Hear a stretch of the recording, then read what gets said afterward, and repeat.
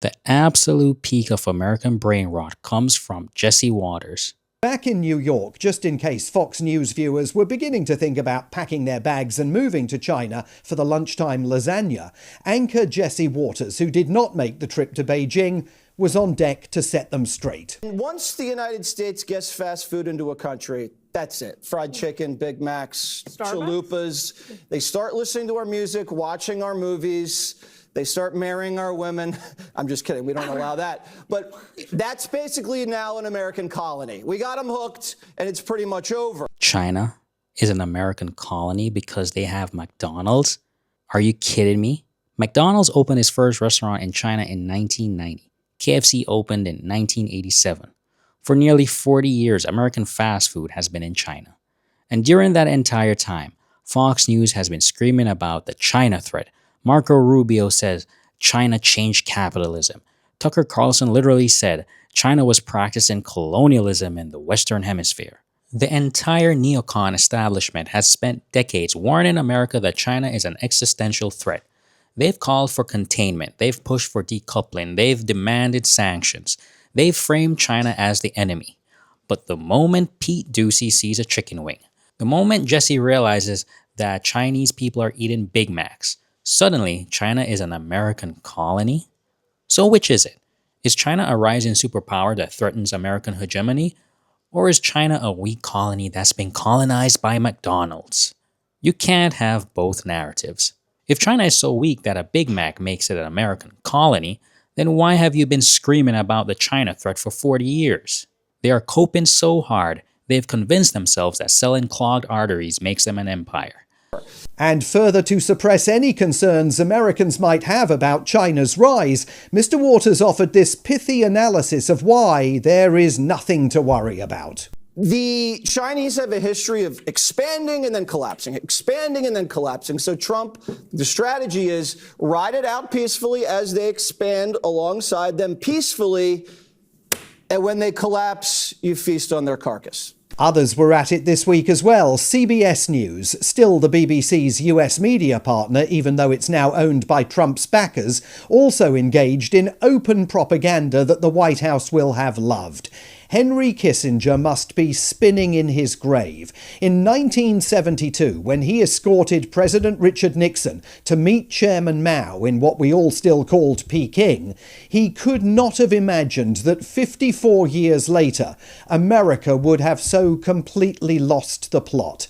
And demonstrated this week that it simply no longer has the maturity, the skill, or the focus to deal with China and see off the threat it poses to America's leadership position on the world stage. Jesse Waters thinks America is going to feast on the carcass of China when it collapses.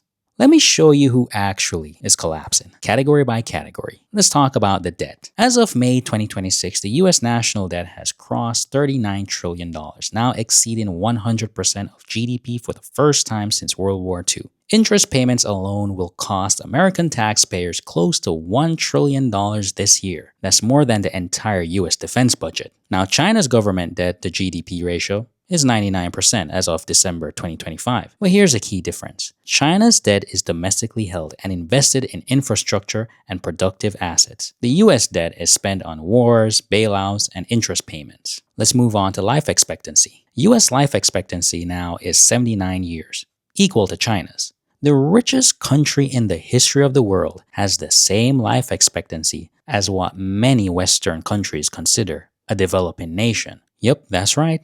The country with 20 million EV charging stations and actual healthcare is catching up to the country with 44,000 gun deaths in 2024 alone, an average of 1 gun death every 12 minutes.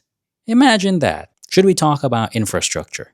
The American Society of Civil Engineers gave US infrastructure a C grade in 2025. Meanwhile, China has 48,000 kilometers of high-speed rail, 70% of the entire world's total. The United States has 0 kilometers of true high-speed rail. 0. So the most powerful country on earth cannot build a train that goes faster than 150 miles per hour. Now let's move on to manufacturing. China now accounts for approximately 29% of global manufacturing output, nearly triple the US share.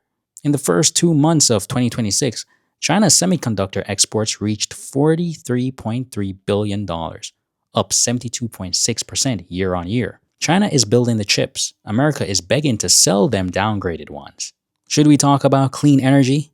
China manufactured 87.9% of the world's solar panels in 2025. In the first half of 2025 alone, China installed more solar capacity than the rest of the world combined. The US is still arguing about whether climate change is real. And how could we forget homelessness? Over 700,000 Americans experienced homelessness in 2024, a record high. In the richest country in the world, in China, street homelessness at that scale does not exist. Jesse is going to feast on the carcass. The carcass is already on the table, Jesse. It's wearing a red tie. You see, looking at this trip, the lack of experts, the toddler-level diplomacy, the naive reporting, it is crystal clear which country has lost its way. America is not watching China collapse. America is projecting its own decline onto Beijing, while Beijing builds the future.